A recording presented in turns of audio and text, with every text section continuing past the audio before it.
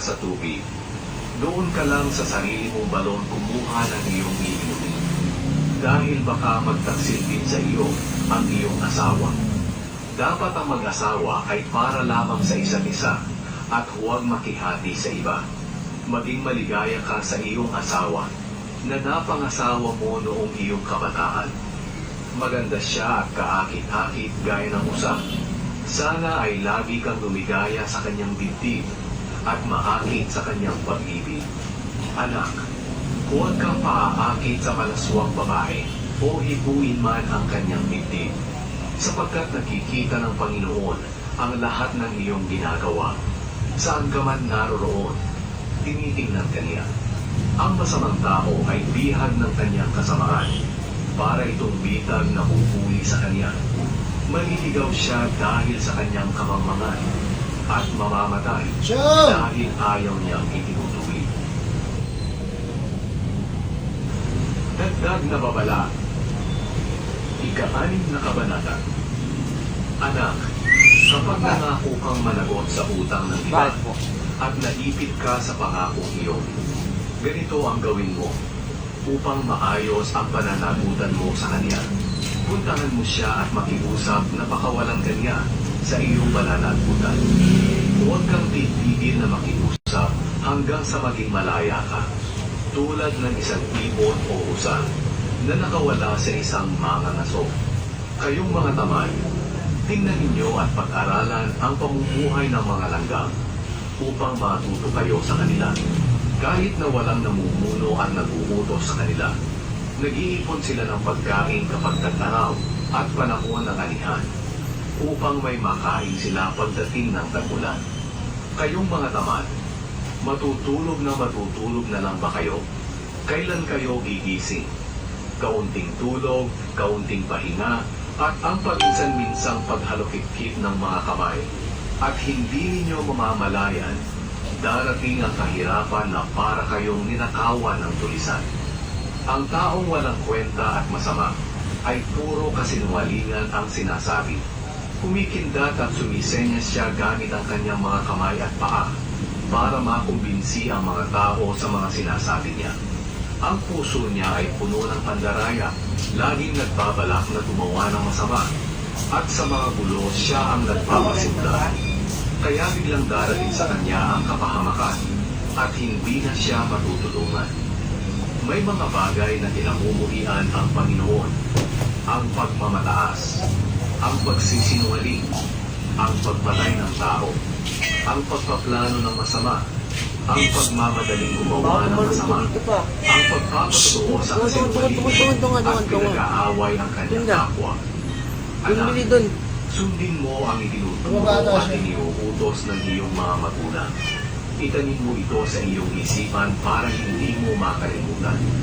Ito ang magpapatnubay, pag-iingat at magpapaalala sa iyong pamumuhay kahit ano pa ang iyong ginagawa. Sapagkat ang mga turo at utos ng iyong mga magulang ay katulad ng isang ilaw na tatanglaw sa iyo, at ang kanilang pagsaway sa iyo para ituwid ang ugali mo ay ikabubuti at ikahahaba ng buhay mo. Ilalayo ka rin ito sa masamang babaeng nakakaakit ang pananalita. Huwag kang magnanasa sa kanyang kagandahan. Huwag kang patutukso sa kanyang pang-aakit. Ang pakikipagsiping sa babaeng bayaran ay pwedeng bayaran sa halaga ng tinapay.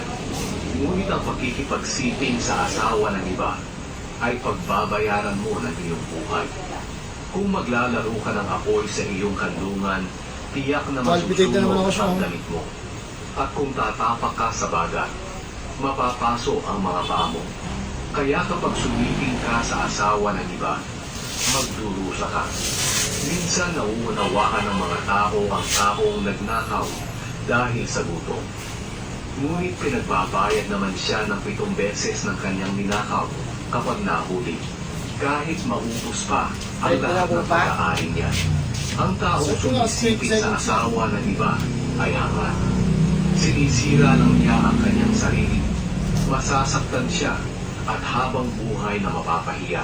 Sapagkat ang asawang seloso ay sobra kung magalit at maghihiganti siya ng walang awa. Kahit magkano pa ang ibayad, hindi niya ito tatanggapin. Ikapitong kabanata. Anak, sundin mo ang mga sinasabi ko sa iyo. Itagin mo ito sa iyong isipan at sundin ang mga iniuutos ko upang humaba ang buhay mo. Ingatan mo mabuti ang mga itinuturo ko katulad ng pag-iingat mo sa mga mata mo. Itagin mo sa iyong isipan upang hindi mo makalimutan. Ituring mo na parang kapatid na babae ang karunungan at ang pangunawa na parang isang malapit na kaibigan, sapagkat ilalayo ka nito sa masamang babaeng nakakaakit at pananaliga. Ang masamang babae, minsan dumungaw ako sa bintana ng aming bahay. Nakakita ako ng mga kabataang lalaki na wala pang buwan sa buhay. Isa sa kanila ay talagang mangmang. Lumalakad siya patungo sa kanto kung saan naroon ang bahay ng isang masamang babae. Takip-siling na lukot at malapit ng dumi. Sinalubong siya ng isang babae na ang suot ay katulad ng suot ng isang babaeng bayaran. Nakapagplano na siya ng gagawin sa lalaking iyon. Maingay siya at hindi mahiyain. Hindi siya nanatili sa bahay. Madalas siyang makita sa mga lansangan, mga kanto at mga plaza. Paglapit ng lalaki, alagad niya itong pinalitan at hindi na iyang sinabi. Tinupad ko na ang pangako kong maghandog at may mga sobrang karne doon sa bahay na mula sa aking inihandog. Kaya hinanap kita at mabuti naman nakita kita. Sinakinan mo na ang aking higaan ng makulay na perang galing pa sa Egipto. Nilagyan ko iyon ng pabangong mira, alo at cinnamon. Kaya halika na, doon tayo magpakaligaya hanggang umaga. Dahil wala rito ang asawa ko, naglakbay siya sa malayo. Marami siyang dalang pera at 2 linggo pa bago siya bumalik. Kaya naakit niya ang lalaki sa pamamagitan ng kanyang matatamis at nakakaakit na pananalita. Sumunod agad ang lalaki na parang bakal na papunta sa katayan. Umutulan ng isang isa na patungo sa ilan. At doon papanarin siya at lalabas sa kanyang puso. Para rin siyang isang ibon na nagmamadali papunta sa bilang ng kamatayan. Ngunit hindi niya ito nalalaman. Kaya mga anak, pakinggan ninyong mabuti ang aking mga sinasabi. Huwag kayong maaakit sa ganyang uri ng babae at huwag ninyong hayaan na kayo'y kanyang ligaw. Marami na ang mga lalaking napahamak dahil sa kanya. Kapag pumunta kayo sa bahay niya, para na rin kayo pumunta sa daigdig ng mga patay. Papuri sa karunungan. Ikawalong kabanata. Ang karunungan at pangunawa ay katulad ng taong nangangarap. Tumatayo siya sa matataas na lugar sa tabi ng daan, sa mga kanto, sa mga pintuan ng lungsod, at mga daanan. Nangangaral siya ng malakas. Kayong mga tao sa buong mundo, pakinggan ninyo ang... Shoutout Champ Idol Ronald Acero Alabormina. Salamat Champ Idol. Solid ka talaga tol. Magkaroon kayo ng pangunawa. Makinig kayo sa sasabihin ko, sapagkat ito ay tama at kapaki-pakinabang. Ang sinasabi ko ay pawang katotohanan lamang. Sa nagsasalita ng masama, ako ay nasusuklang. Pawang matuwid ang sinasabi ko. Hindi ako nagsasalita ng kasinungalingan o pandaraya. Ang lahat ng sinasabi ko ay malinaw at pawang tama sa taong may pangunawa. Pahalagahan ninyo ang karunungan at ang pagtutuwid ko sa inyong ugali kaysa sa pilak at ginto. Sapagkat hindi na mahalaga ang karunungan kaysa sa mamahaling iyas at hindi ito matutumbasan ng mga bagay na hinahangad mo. Ako ang karunungan at alam ko kung paano unawain ang tama at mali. At alam ko rin kung paano magpasya ng tama. Ang may takot sa Panginoon ay lumalayo sa kasamaan. Namumuhi ako sa kapalaluan, kayabangan, pagsisinungaling at masamang pag-uugali. Magaling akong magpayo at may sapat na kaalaman. May pangunawa at kapangyarihan. Sa pamamagitan ko nakakapamuno ang mga hari at ang mga pinuno'y nakagagawa ng mga tamang batas. Sa pamamagitan ko, makakapamuno ang mga tagapamahala at mga opisyal, ang lahat na namumuno ng matuwid. Minamahal ko ang mga nagmamahal sa akin. Makikita ako ng mga naghahanap sa akin. Makapagbibigay ako ng kayamanan, karangalan, kaunlaran, at tagumpay na magtatagal. Ang maibibigay ko ay higit pa sa purong ginto at pilak. Sinusunod ko ang tama at matuwid. Bibigyan ko ng kayamanan ang nagmamahal sa akin. Pupunuin ko ang lalagyan nila ng kayamanan. Noong una pa, nilikha na ako ng Panginoon bago niya likhain ang lahat. Nilikha na niya ako noong una pa man. Naroon na ako nang wala pa ang mundo. Ang mga dagat, mga bukan, mga bundok, mga burol, mga bukid, at kahit pa ang mga alikabok. Naroon na ako nang likhain niya ang langit. Maging nang likhain niya ang tagpuan ng langit at ng lupa. Naroon din ako nang likhain niya ang mga ulas. Napalabasin niya ang tubig sa mga bukan mula sa kailaliman. Nilagay niya ang hangganan ng mga dagat upang hindi ito umapaw. At nang nilagay niya ang mga pundasyon ng mundo. Katulad ko'y arkitekto na nasa tabi ng Panginoon. Ako ang kanyang kasiyahan sa araw-araw. At lagi naman ako masaya sa piling niya.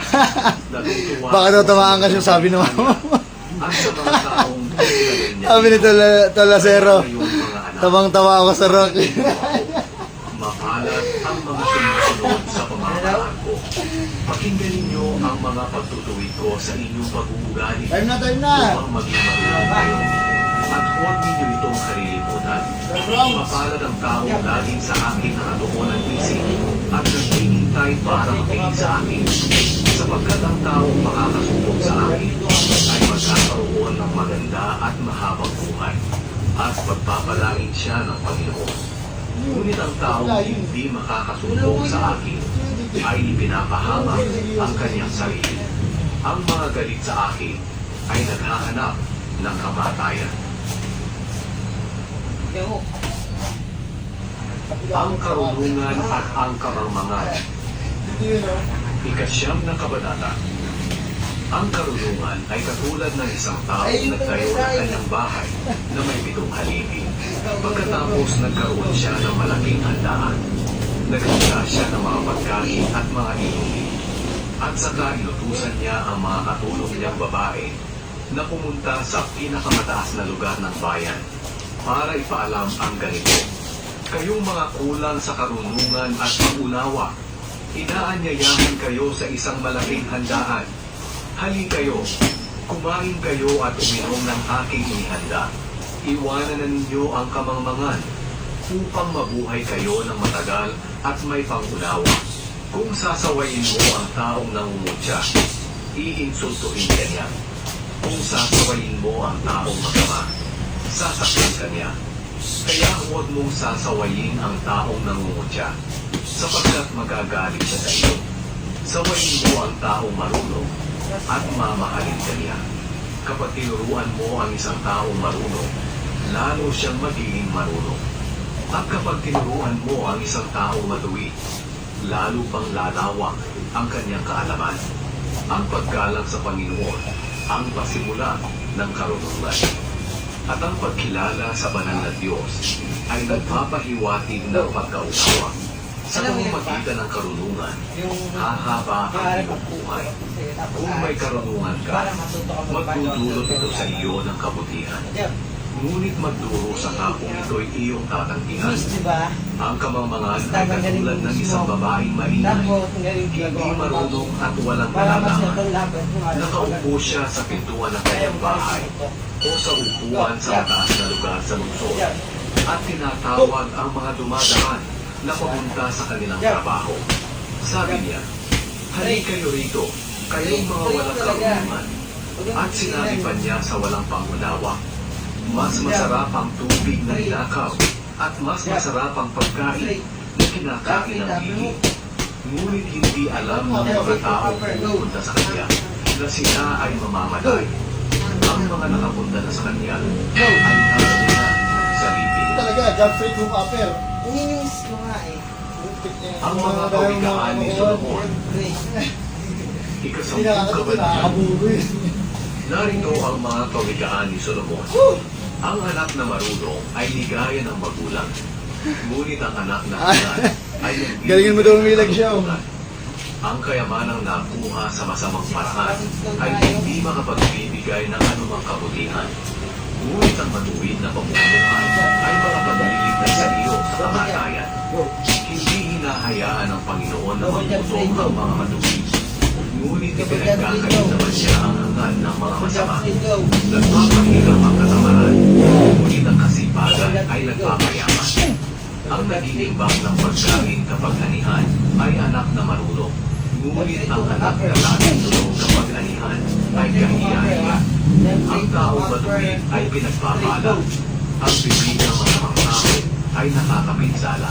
Ang alaman ng taong matuwid ay mananatili magpakailanman. Ngunit ang masamang tao ay makakalimutan. Sumusunod sa mga utos ang taong marunong. Ngunit ang nagsasalita ng kamangmangan ay mawawasa. May kapayapaan ang taong namumuhay ng matuwid. Ngunit ang masama ang pamumuhay ay malalandan. Ang taong mandaraya ay gulo ang nililikha. At ang taong nagsasalita ng kamangmangan ay mapapahamak. Ang salita ng taong matuwid ay makatutulong sa buhay ng iba. Ngunit ang mga salita ng taong masama ay makapipinsala. Ang galit ay nagpapasimula ng kaguluhan. Ngunit ang pag-ibig ay nagpapatawad ng lahat ng kasalanan. Nagsasalita ng karunungan ang taong may pangunawa. Ngunit ang walang pangunawa ay nagsasalita tungo sa kanyang kapahamakan. Nagdadagdag ng kaalaman ang taong may karunungan. Ngunit ang mga hangal ay nagsasalita tungo sa kanyang kapahamakan. Seguridad ng mayaman ang kanyang kayamanan. Ngunit kapahamakan naman ng mahirap ang kanyang kahirapan. Ang gantimpala ng matuwid ay maganda at mahabang buhay. Ngunit ang gantimpala ng masama ay kaparusahan. Ang taong nakikinig sa pagtutuwid sa kanyang pag-uugali ay mapapabuti at hahaba ang buhay. Ngunit ang taong hindi nakikinig ay maliligaw ng landas. Ang nagkikintim ng galit ay sinungaling. At ang naninira sa kanyang kapwa ay hangat. Ang taong masalita ay madaling magkasala. Ang tao namang marunong ay pinipigilan ng kanyang dila. Ang salita naman ay mahalaga tulad ng pila. Ngunit ang isip ng masama ay walang kabuluhan. Sa salita ng matuwid, marami ang nakikinabang. Ngunit ang mga hangal ay mamamatay dahil walang pangunawa. Ang pagpapala ng Panginoon ay nagpapayaman at hindi niya ito dinadagdagan ng anumang kalungkutan. Ang kaligayahan ng hangal ay ang paggawa ng kasamaan. Ngunit ang kaligayahan ng nakakaunawa ay ang mamuhay ng may karunungan. Ang kinatatakutan ng taong masama ay mangyayari sa kanya. Ang hinahangad naman ng taong matuwid ay makakasit niya. Kapag dumating ang pagsubok sa buhay na parang bagyo, maglalaho ang taong masama. Ngunit mananatiling matatag ang taong matuwid. Ang tamad na kinukonsumi ang kanyang amo ay gaya ng suka na nakakangilo Pawis na eh. at ng usok na nakakaluha. Ang may paggalang sa Panginoon Shout out all idol, Jake Tungkol Hernandez. ngunit All ang GD taong Robin. masama ay iigsi ang buhay. Ang pag-asa ng matuwid ay magbibigay ng kaligayahan. Ngunit ang pag-asa ng masama ay walang katuparan. Ang pagsunod ng matuwid sa pamamaraan ng Panginoon ay mag-iingat sa Kanya. Ngunit ang mga suwain dito ay mapapahamak. Ang matuwid ay hindi paaalisin sa kanyang lupain. Ngunit ang masama ay paaalisin. Ang bibig ng matuwid ay puno ng karunungan. Ngunit ang dila ng sinungaling ay puputulin. Alam ng taong matuwid ang angkop at tamang sabihin. Ngunit ang alam lang sabihin ng taong masama ay puro kasamaan. Nakalayo masyado yan, masakit yan. Yo. Ika-11 kabanata. Kinasusuklaman ng Panginoon ang nandaraya sa timbangan. Yo. Ngunit ang nagtitimbang ng tama ay kanyang kinalulutan. Ang taong mayabang ay madaling mapahiya.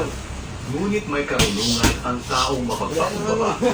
Ang pamumuhay ng may katapatan ang gagabay sa taong matuwid. Ngunit ang taong mandaraya ay mapapahamak dahil hindi tama ang kanyang pamumuhay. Ang kayamanan ay hindi makakatulong sa araw ng paghuho. Ngunit ang matuwid na pamumuhay ay magliligtas sa iyo sa kamatayan.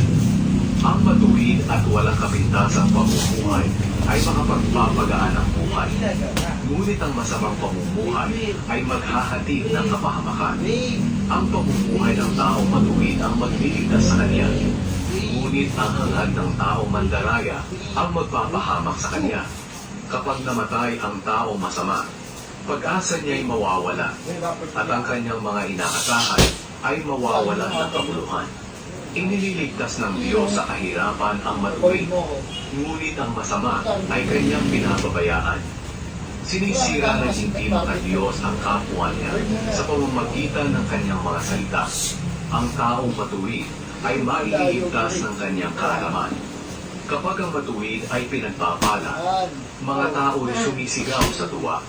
At kapag ang masama ay napapahamak, ganoon din ang kanilang ginagawa. Umuunlad ang isang bayan sa pagpapala ng mga mamamayang matuwid. Subalit nawawasak ito sa pamamagitan ng salita ng masama. Ang taong walang pangunawa ay kinukutya ang kapwa. Ngunit ang taong may pangunawa ay hindi nangungutya. Ang mga taong madaldal ay nagsisiwalat ng sekreto ng iba. Ngunit ang taong mapagkakatiwalaan ay nakakapagtago ng sekreto ng iba.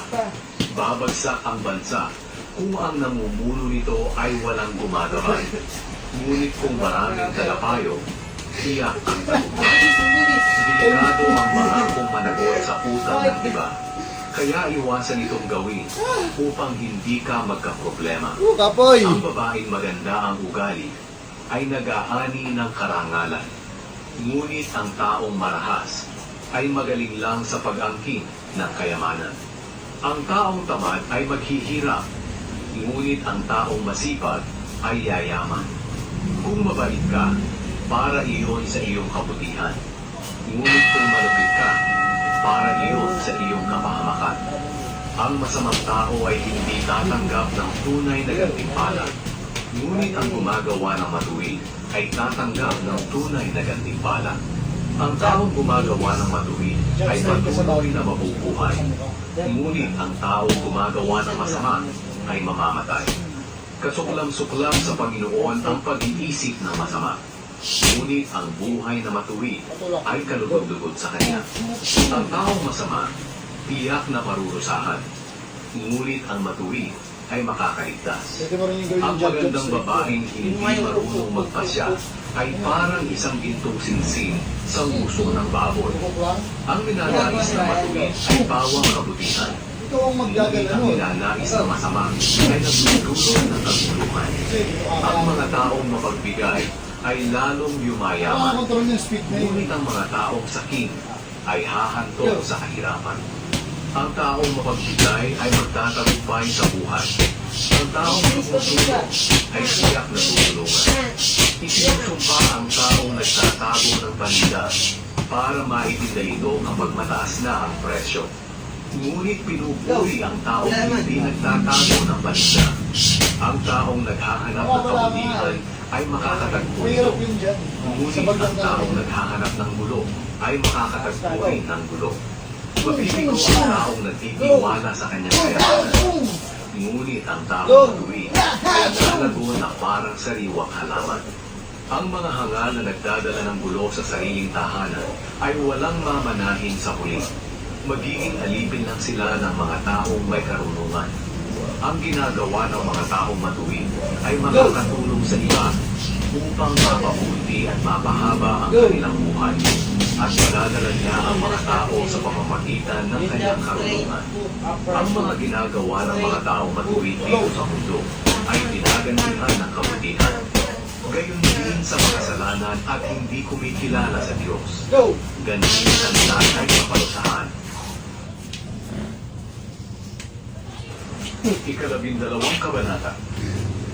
Ang Sabi siya, taong nasa ng tumatanggap Bible ng pagtutuwid sa kanyang pag-uugali ay nagnanais ng karunungan. Ngunit ang taong ayaw tumanggap ay hangal. Ang mabuting tao ay kinalulugdan ng Pahinga lang Panginoon. eh. Ngunit ang taong nagpaplano ng masama ay kanyang pinarurusahan. Dami-dami ka pa. Ang taong gumagawa ng masama ay walang katatagan. Ngunit ang taong matuwid ay matatag tulad ng isang punong kahoy na malalim ang ugat. Ang mabuting may bahay ay kasiyahan at karangalan ng kanyang asawa. Ngunit parang kanser sa buto ang nakakahiyang asawa. Ang inisip ng taong matuwid ay tama. Ngunit ang mga payo ng taong masama ay pandaraya. Ang salita ng taong masama ay nakamamatay. Ngunit ang salita ng taong matuwid ay nakapagliligtas. Grabe ba? Mapapahamak at maglalaho ang mga taong masama. Ngunit mananatili ang lahi ng mga taong matuwid. Pinararangalan ang taong may karunungan. Ngunit hinahamak ang taong masama ang kaisipan. Mas mabuti ang taong simple pero kayang magbayad ng katulong kaysa sa taong nagkukunwaring mayaman. Ngunit kahit makain ay wala naman. Ang taong matuwid ay mabait sa kanyang mga alagang hayop. Ngunit ang taong masama ay malupit at walang awa sa kanyang mga hayop. Ang magsasakang masipag ay laging sagana sa pagkain. Ngunit ang walang sapat na pangunawa ay nagsasayang ng oras sa mga walang kabuluhang gawain. Ang taong masama ay laging kasamaan ang ginagawa, kaya hindi matatag ang kanyang kalagayan. Ngunit ang taong matuwid ay matatag gaya ng punong kahoy na malalim ang ugat. Ang kasamaang sinasabi ng taong masama ay nagdudulot sa kanya ng gulo. Ngunit ang taong matuwid ay umiiwas sa gulo. Ang bawat isa ay tatanggap ng gantimpala ayon sa kanyang sinabi o ginawa. Ang akala ng hangal ay palagi siyang tama. Ngunit ang taong marunong ay nakikinig sa payo. Ang hangal ay madaling magalit kapag iniinusuko. Ngunit ang taong may karunungan ay hindi pinapansin ang pang-iinsulto sa kanya. Ang tapat na saksi ay nagsasabi ng katotohanan. Ngunit ang hindi tapat na saksi ay nagsasabi ng kasinungalingan. Ang pabigla-biglang salita ay nakakasugat ng damdamin. Ngunit ang magandang salita ay nagpapagaling. Ang katotohanan ay mananatili kailanman. Ngunit hindi magtatagal ang kasinungalingan. Pagdaraya ang nasa puso ng mga taong nagbabalak ng masama. Ngunit kagalakan ang nasa puso ng mga taong nagbabalak ng mabuti. Walang mangyayaring masama sa taong matuwid. Ngunit sa masama, pawang kaguluhan ang mararanasan. Nasusuklam ang Panginoon sa mga nagsasabi ng kasinungalingan. Ngunit nalulugod siya sa nagsasabi ng katotohanan. Hindi ipinagyayabang ng taong marunong ang kanyang nalalaman. Ngunit ang hangal ay ipinipida ang kanyang kahangalan. Ang taong masipag ay magiging sinunod. Ngunit ang tamad ay magiging alipin. Nakapagpapalungkot sa tao ang kabalisahan. Ngunit ang magandang pananalita ay kaaliwan. Ginagabayan ng taong matuwid ang kanyang kaibigan. Ngunit iniligaw ka ng taong masama. Hindi makakamit ng taong tamad ang kanyang hinahangad. Ngunit ang taong masipag, maganda ang hinaharap. Ang matuwid na pamumuhay ay patungo sa buhay at maililigtas ka nito sa kamatayan. Ikalabintatlong kabanata. Ang matalinong anak ay nakikinig sa pagtutuwid ng kanyang ama. Ngunit ang nangungutsang anak ay hindi nakikinig kapag sinasaway siya. Ang taong nagsasalita ng mabuti ay gagentihan ng mabuting bagay. Ngunit ang salita ng taong hindi tapat ay gagentihan ng karusan. Ang taong nag-ingat sa pagsasalita ay nag-iingat ng kanyang buhay. Ngunit ang taong maligdan, tungo sa sarili ay kapahamakan. Ang taong tamad, hindi makukuha ang hinahangad. Ngunit ang taong masipag ay magkakaroon ng higit pa sa kanyang hinahangal. Ang taong matuwid ay namumuhi sa kasinungalingan. Ngunit ang taong masama ay gumagawa ng mga bagay na kahiya-hiya. Ang taong walang kapintasan ay iingatan dahil sa kanyang matuwid na pamumuhay. Ngunit ang makasalanan ay mapapahamak So, what's your dahil sa reaction? kanyang kasamaan. May mga taong nagkukunwaring mayaman, ngunit mahirap naman. At may mga nagkukunwaring mahirap, ngunit mayaman naman. Ang taong mayaman kapag dinukot ay may pantubos sa kanyang buhay. Ngunit ang taong mahirap, ni hindi man lang pinagtatangkaan. Ang buhay ng taong matuwid ay parang ilaw na maliwanag. Ngunit ang buhay ng Pwede na masama magpadsiyasyong ay ba? parang ilaw na namatay. Na ako po eh. Ang kayabangan ay humahantong sa kaguluhan at pagtatalo. Ngunit ang nakikinig sa payo ay nagpapahiwatig ng karunungan. Ano yun? Ang kayamanang nakuha sa pandaraya ay madaling nawawala. Isa lang naman po isa lang. Ngunit ang kayamanang pinaghirapan ay pinagpapala. Nasa motor ko yun. Ang hangarin na naantala ay nakapanghihina. Ngunit ang hangarin na natupad ay nakapagpapalakas at nakapagpapasigla. Ang taong tumatanggi sa turo at utos sa kanya ay mapapahamak. Ngunit ang sumusunod dito ay gagantimpalaan. Ang mga turo ng taong may karunungan ay magpapabuti at magpapahaba ng iyong buhay at mailalayo ka sa kamatayan. Ang taong may mabuting pangunawa ay iginagala. Ngunit ang taong taksil ay kapahamakan ang kahahantungan. Ang taong marunong umunawa kung ano ang tama at mali ay pinag-iisipan muna ang isang bagay bago niya gawin. Ngunit ang taong hangal ay hindi nag-iisip. Ipinakikita niya ang kanyang kahangalan. Ang masamang suko ay lumilikha ng kaguluhan. Ngunit ang mapagkakatiwalaang suko ay nagpapabuti ng buhayan. Ang taong ayaw ng pangaral ay dadanas ng kahirapan at kahindihan. Ngunit ang tumatanggap nito ay pararangalan. Ang pangarap na natupad ay nagtutulot ng ligaya. Mamaya. Subalit ang taong hangal ay hindi tumitigil sa paggawa ng masama. Kapag ang lagi mong kasama ay isang taong marunong, magiging marunong ka rin. Ngunit kung hangal ang lagi mong kasama, ay mapapahamak ka. Ang kapahamakan ay darating Lumalaban pa tayo, idol. saan man sila magpunta. Ngunit ang mga matuwid ay gagantimpalaan ng mabubuting bagay. Ang kayamanan ng mabuting tao ay mamanahin ng kanyang mga apo. Ngunit ang kayamanan ng makasalanan ay mapupunta sa mga matuwid. Kumari man ang sagana ang lupain ng mahihirap, hindi rin sila makikinabang dito. Dahil sa hindi makatuwirang patakaran ng iba, ang mapagmahal na magulang ay nagdidisiplina ng kanyang anak. Sapagkat kung mahal mo ang iyong anak, itutuwid mo ang kanyang ugali. Ang taong matuwid ay makakakain ng sapat. Ngunit ang masasama ay magpuputo. Ikalabing-apat na kabanata. Ang marunong na babae ay pinatatatag ang kanyang sambahayan. Ngunit ang hangal na babae ay sinisira ang kanyang sariling tahanan. Ang taong namumuhay sa katuwiran ay may takot sa Panginoon. Ngunit ang namumuhay sa kasamaan ay humahamak sa kanya. Ang salita ng hangal ang magpapasama sa kanya.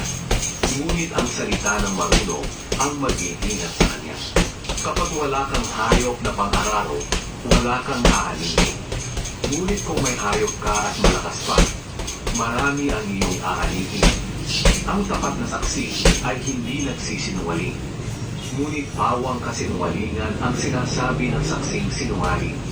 Ang taong nangungutya ay hindi magkakaroon ng karunungan kahit ano pa ang kanyang gawin. Ngunit ang taong may pangunawa ay madaling matututo. Iwasan mo ang mga hangal dahil wala kang mabuting matututunan sa kanila. Ang karunungan ng taong marunong umunawa kung ano ang tama at mali ang nagbibigay sa kanya ng kaalaman kung ano ang kanyang gagawin.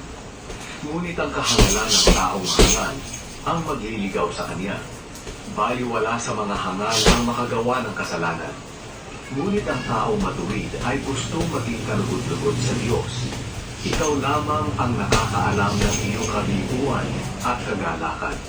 Mawawasak ang tahanan ng taong masama, ngunit uunlad ang tahanan ng taong matuwid.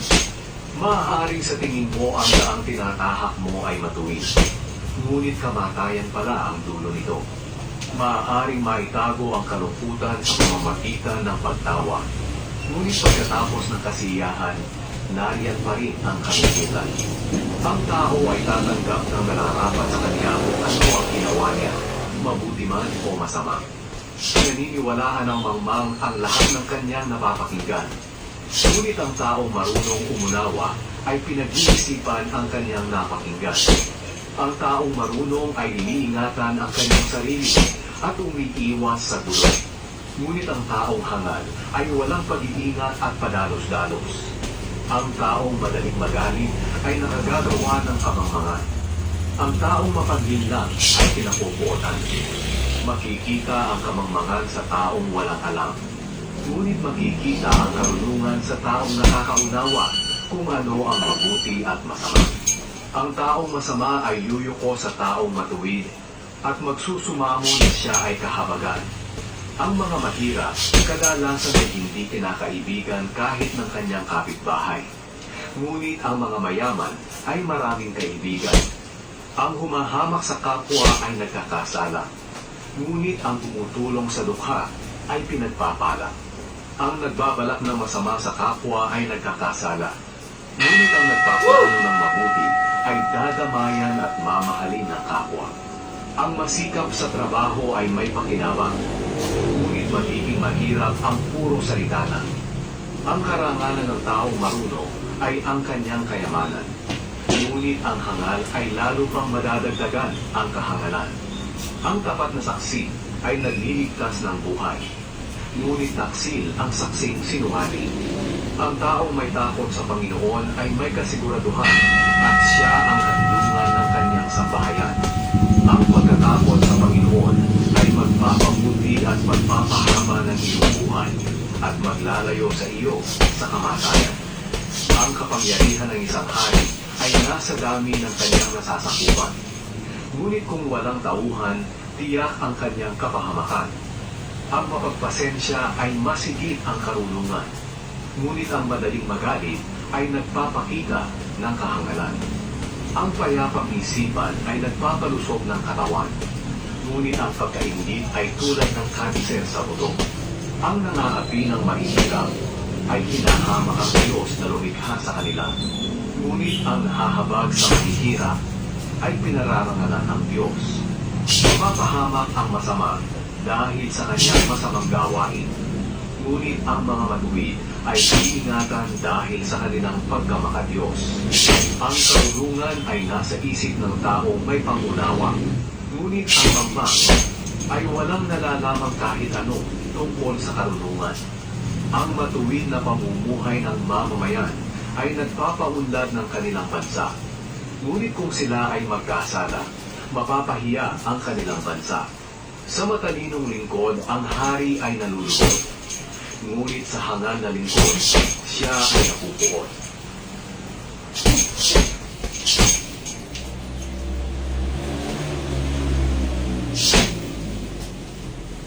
Ikalabinlimang kabanata. Ang malumanay na sagot ay nakakapawi ng puot. Ngunit lalong nakakapagpagalit ang mabalang salita.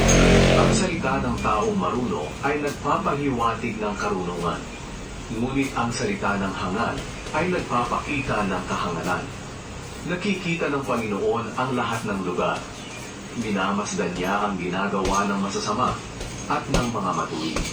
Ang malumanay na pananalita ay nakapagpapasigla ng kalooban ng tao. Ngunit ang masakit na salita ay nakakasugat ng puso. Hindi pinapansin ng taong hangal ang pagtutuwid ng kanyang ama. Ngunit ang taong marunong sumusunod sa mga paalala sa kanya. Dadami ang kayamanan sa tahanan ng mga matuwid. Ngunit anumang pag-aari ng magkasama ay mawawala. Ikinakalat ng marunong ang kanyang karunungan. Ngunit hindi ito magawa ng mangmang. Suklam-suklam sa Panginoon ang handog ng masasama. Ngunit kalugod-lugod sa Kanya ang panalangin ng mga matuwid. Kinamumuhian ng Panginoon ang taong ang gawain ay masama. Ngunit ang taong nagsusumikap na gumawa ng matuwid ay minamahal niya. Minamasama ng taong naliligaw ng landas kapag itinutulak siya. Ang taong umaayaw sa mga pagtutuwid ay mamamatay. Kung alam ng Panginoon ang nangyayari sa daigdig ng mga patay, lalo namang alam niya ang nasa puso ng mga buhay. Ang taong nangungutya ay ayaw ng sinasaway. Ayaw din tumanggap ng payo mula sa taong may karunungan. Kapag ang tao ay masaya, nakangiti siya. Ngunit kapag ang tao ay malungkot, mukha niya ay nakasimangon. Ang taong may pangunawa ay naghahangad pa ng karunungan. Ngunit ang taong hangad ay naghahangad pa ng kahangalan. Ang buhay ng mga dukha ay palaging mahirap. Ngunit kung makokontento lang sila, ay palagi silang magiging masaya. Mas mabuti pang maging mahirap na may takot sa Panginoon kaysa maging mayaman na ang buhay ay puno ng kaguluhan. Mas mabuti pa ang mag-ulam ng kahit gulay lang, pero may pagmamahalan, kaysa sa mag-ulam ng karne, pero may alitan. Ang taong mainitin ng ulo ay nagpapasimula ng gulo, ngunit ang taong mahinahon ay tagapamayapa ng gulo. Kung ikaw ay tamad, buhay mo ay maghihirap. Ngunit kung ikaw ay masipag, buhay mo ay uunlad. Ang anak na marunong ay ligaya ng magulang. Ngunit ang anak na hangad ay hinahamak ang magulang. Ang taong walang pangunawa ay nagagalak sa kamangmangan. Ngunit ang may pangunawa ay magtitigo ka kapag hindi ka humihingi ng payo tungkol sa iyong mga pinaplano. Ngunit kapag marami kang tagapayo, magtatagumpay ang mga plano mo. Nagagalak ang tao kapag akma ang sagot niya. Mas nagagalak siya kung nakakasagot siya sa tamang pagkakataon. Ang taong marunong ay daan patungo sa buhay ang sinusundan, at iniiwasan niya ang daan patungo sa kamatayan. Wawasakin ng Panginoon ang bahay ng hambog, ngunit iingatan niya ang lupain ng biyuda. Kinasusuklaman ng Panginoon ang iniisip ng masasamang tao, ngunit nagagalak siya sa iniisip ng mga taong may malinis na puso. Ang taong yumaman sa masamang paraan ay nagdudulot ng kaguluhan sa kanyang sambahayan. Mabubuhay naman ng matagal ang taong hindi nasusukulan. Ang taong matuwid ay pinag-iisipan muna ang sasabihin. Ngunit ang taong masama ay basta na lamang nagsasalita. Malayo ang Panginoon sa masasama, ngunit malapit siya sa mga matuwid, at pinapakinggan niya ang kanilang dalangin. Ang masayang mukha ay nagbibigay ng tuwa at nagpapasigla ang magandang balita. Ang taong nakikinig sa mga turo ng buhay ay maiibigan sa mga marunong. Pinapasama ng tao ang kanyang sarili kapag binabaliwala niya ang pagtutuwid sa kanyang pag-uugali. Ngunit kung makikinig siya, lalago ang kanyang kaalaman. Ang takot sa Panginoon ay nagtuturo ng karunungan, at ang nagpapakumbaba ay pinaparangalan. 16 na kabanata. Nasa tao ang pagpaplano, ngunit ang Panginoon ang nagpapasya kung magaganap ito o hindi. Inaakala natin na tama ang lahat ng ating ginagawa, ngunit ang Panginoon lang... Shout, idol, mapupunsalan. Kung ano talaga... Mas idol kita, idol. Woo! Pagkatiwala mo sa Panginoon ang lahat ng iyong gagawin, at magtatagumpay ka. Ang lahat ay nilikha ng Panginoon na mayroong layunin. Kahit na nga ang masasama, itinalaga sila para sa kapahamakan. Kinasusuklaman ng Panginoon ang mayayabang, at tiyak na sila'y parurusahan. Kung minamahal natin ang Panginoon ng may katapatan, patatawarin niya ang ating mga kasalanan. Kung may takot tayo sa Kanya ng may paggalang, makalalayo tayo sa kasamaan. Kapag kinalulugdan ng Panginoon ang ating pamumuhay, kahit na ang ating kaaway ay gagawin niyang ating kaibigan, mas mabuti ang kaunting halaga na pinaghirapan kaysa sa malaking kayamanan galing sa masamang paraan. Ang tao ang nagpaplano, ngunit nasa Panginoon ang kaganapan nito. Ang haring pinapagnubayan ng Panginoon, palaging tama ang paghatol. Ayaw ng Panginoon ang dayaan sa kalakalan. Sa mga hari ay katuglang-tuklang ang paggawa ng kasamaan, dahil magpapatuloy lamang ang kanilang pamamahala kung sila ay makatuwiran. Nalulugod ang mga hari sa mga taong hindi nagsisinungaling. Minamahal nila ang mga taong nagsasabi ng katotohanan. Kapag ang hari ay nagaling, maaaring may masawi. Kaya sinisikap ng taong marunong na malugod ang hari. Hindi pinapatay ng hari ang taong sa kanya ay kalugod-lugod. Pinakikitaan niya ito ng kabutihan, gaya ng ulan sa panahon ng tagsibol. Higit na mabuti ang magkaroon ng karunungan at pangunawa, kaysa sa magkaroon ng pila at linto. Ang namumuhay ng matuwid ay lumalayo sa kasamaan, at ang nag-iingat ng kanyang sarili ay nalalayo sa kapahamakan. Ang kayabangan ay humahantong sa kapahamakan, at ang nagmamataas ay babagsak. Higit na mabuti ang mamuhay ng may pagpapakumbaba kasama ang mahihirap, kaysa sa mamuhay kasama ng mayayabang at makibahagi sa kanilang pinagnakawan. Ang taong nakikinig kapag tinuturuan ay uunlad, at ang taong nagtitiwala sa Panginoon ay mapalad. Ang marunong ay kinikilalang may pangunawa, at kung siya'y magaling magsalita, marami ang matututo sa kanya. Kapag may karunungan ka, buhay mo'y bubuti at hahaba. Ngunit kung hangal ka, parurusahan ka dahil sa iyong kahangalan. Ang taong marunong ay nag-iingat sa kanyang mga sinasabi, kaya natututo ang iba sa kanya. Ang matatamis ng salita ay parang tulad pukyutan, nakakapagpasaya at nakakapagpasigla ng katawan. Maaaring iniisip mo na nasa tamang daan ka, ngunit ang dulo pa lang ito ay kamatayan. Ang kagutuman ang nagtutulak sa tao na magtrabaho. Ang taong masama ay nag-iisip ng kasamaan, at ang bawat sabihin niya ay parang apoy na nakakapasok. Ang taong nanglilibak ng kapwa ay nagsisimula ng away, at ang magaling na magkaibigan ay kanyang pinaghihiwalay. Ang taong nabubuhay sa karahasan ay nanghihikayat ng kanyang kapwa sa kasamaan. Mag-ingat sa taong ngingiti-ngiti at kikindat-kindat, dahil maaaring masama ang kanyang binabala. Ang katandaan ay tanda ng karangalan na matatanggap ng taong namumuhay sa katuwiran. Higit na mabuti ang taong mapagpasensya kaysa sa taong makapangyarihan. Higit na mabuti ang taong nakakapagpigil sa sarili kaysa sa taong nakakasakop ng isang lungsod. Nagpapalabunutan ang mga tao upang malaman kung ano ang kanilang gagawin. Ngunit nasa Panginoon ang kapasyahan. Ika-17 kabanata. Ang kaunting pagkain na pinagsasaluhan ng may kapayapaan ay higit na mabuti kaysa sa maraming pagkain, ngunit may alinlan.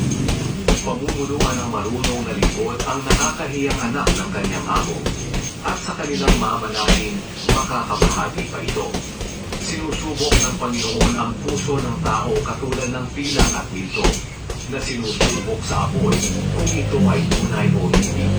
Ang taong masama ay gustong makinig sa kapwa niya masama, at ang taong sinungaling ay gustong makinig sa kapwa niya sinungaling. Ang kumukutya sa mahihirap ay inaalimusta ang kanyang malilikha. Ang taong nagagalak sa kapahamakan ng iba ay parurusahan. Karangalan ng mga lolo't lola ang kanilang mga apo. Gayon din naman, karangalan ng mga anak ang kanilang mga magulang. Hindi bagay sa hangal ang magsalita ng mabuti, at lalong hindi bagay sa isang namumuno ang magsinungaling. Sa tingin ng iba, ang suhol ay parang salamangka na magagawa ang kahit anumang bagay. Kung patatawarin mo ang kasalanan ng iyong kaibigan, mananatili ang inyong samahan. Ngunit kung patuloy mong uungkatin ang kanyang kasalanan, masisira ang inyong pagkakaibigan. Sa isang saway lang, natututo ang taong may pangunawa. Ngunit ang taong mangma ay hindi natututo, hampasin mo man ng walang awa. Laging naghahanap ng gulo ang taong masama, kaya ipapadala laban sa kanya ang isang taong malupit na magpaparusa sa kanya. Mas mabuti pang masalubong mo ang isang pusong inalawan ng anak kaysa sa hangal na gumagawa ng kahangalan. Kapag kasamahan ang itinanti mo sa kabutihang ginawa sa iyo, palaging may masamang mangyayari sa sambahayan mo. Ang simula ng away ay katulad ng butas sa isang dike. Kailangang tapalan bago lumaki. Kasuklang-suklang sa Panginoon ang taong nagpaparusa sa taong walang kasalanan o nagpapalaya sa taong may kasalanan. Walang kabuluhang pag-aralin ang taong hangad sapagkat hindi naman niya hinahangad ang maluto. Ang kaibigan ay nagmamahal sa lahat ng panahon. Ay nagkaroon tayo ng kapatid upang sa katikitan ay tumulong. Ang taong nangako managot sa utang ng iba ay kulang sa karunungan. Ang taong gusto ng kasalanan ay gusto rin ng kaguluhan. At ang taong mayabang ay naghahanap ng kapahamakan. Magka-palpitate. Hindi uunlad ang taong baluktot ang Uy, pag-iisip. magka-palpitate ako. At ang taong sinungaling ay dadanas ng kasawian. Ang anak na hangal ay nagdudulot ng kalungkutan at kabiguan sa magulang. Ang pagiging masayahin ay parang gamot na nakabubuti sa katawan. Ngunit ang pagiging malungkutin ay nagpapahina ng katawan. Ang taong masama ay tumatanggap Oh, grabe pagod. upang ipagkait ang Palpitate, makatarungang habon. Ang taong may pangunawa ay naghahangad pa ng karunungan. Ang lakas oh. Ngunit ang isip ng mangmang ay pag-alagala. Ang anak na hangal ay nagdudulot ng Grabe kapagitan palpitation at ko. kalungkutan sa kanyang mga magulang. Hindi mabuti na parusahan ang taong matuwid o ang taong marangal. Ang taong marunong at nakakaunawa ay maingat magsalita at hindi padalos-dalos. Kahit ang mangmang ay parang marunong at nakakaunawa kapag tahimik. 18 kabanata. Ang taong makasarili ay humihiwalay sa karamihan at sumasalungat sa lahat ng tamang kaisipan. Ang taong hangad ay hindi naghahangad na matuto. Ang gusto lang niya ay masabi ang nasa isipan. Ang paggawa ng kasamaan at nakakahiyang mga bagay ay makapagbibigay ng kahihiyan. Ang salita ng taong marunong ay nakapagbibigay ng karunungan sa iba. Ito ay katulad ng tubig na umaagos mula sa malalim na batis. Hindi mabuti na kampihan ang taong nagkasala at hindi mabuti na ipagkait ang katarungan sa taong walang kasalanan. Ang sinasabi ng taong hangal ang pinagsisimula ng alitan at magdadala sa kanya sa kaguluhan. Ang salita ng hangal ang maglalagay sa kanya sa panganib at kapahamakan. Ang chismis ay gaya ng pagkaing masarap nguyain at lunukin. Ang taong tamad ay kasing sama ng taong mapanira. Ang Panginoon ay katulad ng toreng matibay, kanlungan ng mga matuwid sa oras ng panganib. Ang akala ng taong mayaman ay may pagtatanggol siya ng kanyang kayamanan, gaya ng mga pader na nakapalibot sa buong bayan. Ang pagmamataas ng tao ang magpapahamak sa kanya, ngunit ang pagpapakumbaba ang magpaparangal sa kanya. Hangal at kahiya-hiya ang taong sumasagot sa usapan nang hindi muna nakikinig. Sa taong may karamdaman, tatag ng loob ang magbibigay kalakasan. Kung mawawalan siya ng pag-asa, wala nang makatutulong pa sa kanya. Ang taong marunong at nakauunawa ay lalo pang naghahangad ng karunungan. Madaling magkikipagkita sa iyo ang dakilang tao kapag may dala kang regalo para sa kanya. Ang unang naglahad ng salaysay sa korte ay parang iyon na ang totoo, hanggang hindi pa nasusuri at natatanong ng kabilang panig. Napapatigil ng palabunutan ang mga alitan at pinagkakasundo ang mahigpit na magkalaban. Mas madali pang sakupin ang isang napapadirang bayan kaysa sa makipagbati sa kapatid na nasaktan. Kung paanong mahirap wasakin ang mga kandado ng tarangkahan ng palasyo, mahirap din pigilin ang alitan ng dalawang tao. Aanihin mo ang bunga ng iyong mga sinasabi. Ang salita ng tao ay makapagliligtas ng buhay o kaya ay makamamatay. Kaya mag-ingat sa pagsasalita, sapagkat aanihin mo ang mga bunga nito. Kung nakapag-asawa ka, nakatanggap ka ng kabutihan, at ito ang nagpapakita na mabuti ang Panginoon sa iyo. Nakikiusap ang dukha, ngunit ang mayaman ay masakit magsalita. May mga pagkakaibigang hindi nagtatagal, ngunit may pagkakaibigan din na higit pa sa magkapatid ang pagsasamahan. Ikalabinsyam na kabanata. Mas mabuti pa ang mahirap na namumuhay ng maluwid kaysa sa hangad na sinungaling. Maging masigasig ka man ngunit walang nalalaman, wala rin itong kabuluhan. Kapag ikaw naman ay pabigla-bigla, madali kang magkakasala. Kamangmangan ng tao ang nagpapahamak sa kanyang sarili at pagkatapos sa Panginoon ibinabaling ang sisi. Ang mayaman ay maraming kaibigan, ngunit ang mahirap na may iniiwanan ng kaibigan. Ang saksing sinungaling ay parurusahan, at ang nagsisinungaling ay hindi makakatakas. Kapoy na, shoutout mga idol, thank you for watching.